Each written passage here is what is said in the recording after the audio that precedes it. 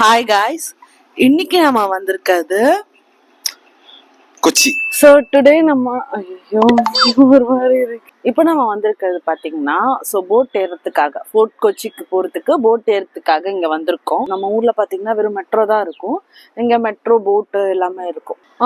இங்கே பார்த்தீங்கன்னா ஹவுஸ் போட்டு. ஸோ கண்டிப்பாக இதுக்கெல்லாம் பார்த்தீங்கன்னா ரொம்பவே ஜாஸ்தியாக இருக்கும் ரேட்டு.